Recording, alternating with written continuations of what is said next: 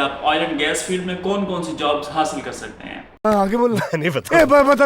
अगर आपने DAE mechanical किया हुआ है या आपने सिंपल एफए एफएससी बी, अच्छा, उसका भी मैं आपको जुगाड़ बताऊंगा, सिलेक्ट करवा के यहाँ ले भी आऊंगा। ठीक है। यूके के कोर्सेज हैं, यूएसए के कोर्सेज हैं जिनमें आयोश है, ओशा है, सेफ्टी के कोर्सेज हैं। हम मालूम है तेरे बाप को मत सिखा, चल। जी दोस्तों, आज मैं आपके साथ शेयर करने जा रहा हूँ कि आप ऑयल एंड गैस फील्ड में कौन कौन सी जॉब्स हासिल कर सकते हैं।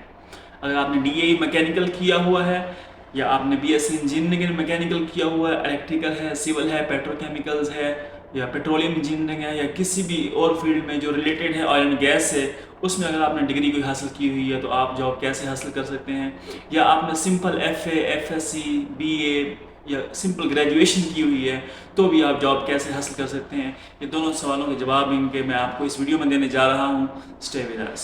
सबसे पहले है कि अगर आपने डीएई मैकेनिकल किया हुआ है, डीएई मैकेनिकल के आप अगर स्टार्ट में ही जॉब करना चाहते हैं, फ्रेशर हैं, अगर पाकिस्तान में आपने जॉब नहीं की तो आप अगर आना चाहते हैं सऊदीया में, दुबई में, कतर में, ओमान में, बहरीन में, कहीं पर भी जॉब करना चाहते हैं तो आपको एज ए मैकेनिकल फिटर या मैकेनिकल हेल्पर जॉब मिल जाती है। ठीक है।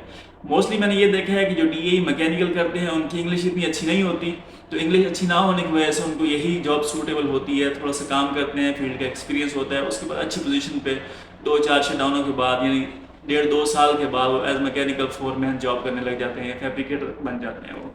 तो अगर आपने मैकेनिकल इंजीनियरिंग की हुई है तब भी आपको एज ए फिटर ही आना पड़ेगा। डायरेक्ट आपको कोई भी कंपनी सुपरवाइजर फोरमैन नहीं लेती। अगर आप एक्सपीरियंस पाकिस्तान का जितना मर्जी हो, पाकिस्तान का एक्सपीरियंस काउंट नहीं होता।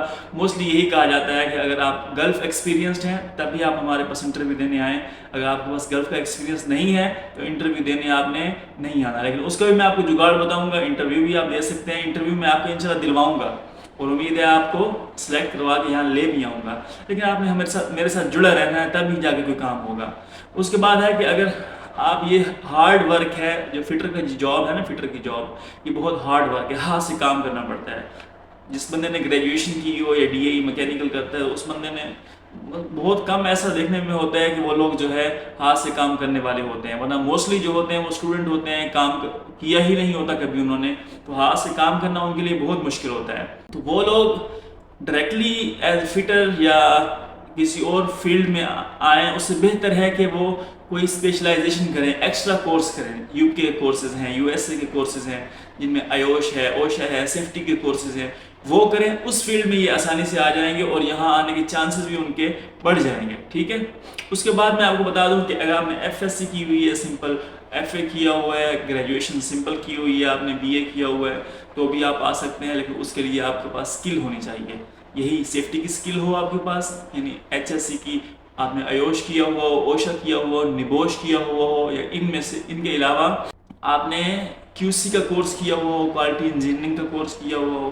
ठीक है। ये सारे कोर्सेज हैं, इनकी डिटेल मैं नेक्स्ट वीडियो में इंशाल्लाह आपके साथ शेयर करूंगा। या फिर आपने किया हुआ हो सैप, जो सॉफ्टवेयर है, जो मोस्टली जो है ऑयल एंड गैस फील्ड के अंदर एज एक सैप सॉफ्टवेयर यूज़ होता है, तो वो टाइम कीपिंग ऑफिस में जो उसका रिकॉर्ड वगैरह रखते हैं सारी लेबर का, वर्कर का, वो काम अगर आपको आता है तो भी आप कर सकते हैं। या P6 प्राइमरी P6 जो है, जो एक सॉफ्टवेयर है, जितनी भी जॉब्स आपकी चल रही होती हैं उस जॉब्स का रिकॉर्ड रखने के लिए P6 करना होता है। वो सिंपल ग्रेजुएट जो है या सिंपल जिन्होंने इनकी स्टडी सिंपल है, साइंस के साथ है या आर्ट्स के साथ है, वो अगर ये कोर्सेज कर लेते हैं तो उनके लिए भी आना आसान हो जाता है। आप दोनों के लिए अब एक कैटेगरी में ढूंढ के लेके आया हूँ। अगर आप मैकेनिकल इंजीनियर हैं, डीएई मैकेनिकल आपने किया हुआ है या सिंपल ग्रेजुएशन है, आप दोनों के लिए आयोश का या ओशा का कोर्स कर लेते हैं मेरे पास से, या कहीं से भी कर लेते हैं आप। करने के बाद क्या होगा, इंशाल्लाह आपको जॉब प्रोवाइड करेंगे। तो इस पे आपको कौन कौन सी जॉब मिल जाएंगी, WPR वर्क परमिट रिसीवर या PTW परमिट टू वर्क का जो कोर्स से रिलेटेड है वो आपको जॉब मिल जाएगी। अच्छी सैलरी मिलती है उस पर। ठीक है। 2 लाख रुपये तकरीबन आप महीने का कमा सकते हैं उस पर। उसके बाद होल वाचर और fire watcher, WPR, hole watcher और फायर वाचर, इन तीनों की डिटेल मैं अगली वीडियो में देने जा रहा हूँ आपको इंशाल्लाह। ठीक है। आपको आइडिया हो जाएगा ये होल वाचर फायर वाचर क्या होता है। अगर आपके पास ग्रेजुएशन है और आपके पास एक्सपीरियंस नहीं है या कोई स्किल भी नहीं है तो आप आयोश ओशा कर लें। अगर आप ग्रेजुएट मैकेनिकल में हैं या डीएई मैकेनिकल किया हुआ है और हार्ड जॉब नहीं करना चाहते लेकिन इस फील्ड में इंटर होना चाहते हैं, तब भी आप आयोश ओशा कर लें तो आसानी से आप इस फील्ड में इंटर हो जाएंगे।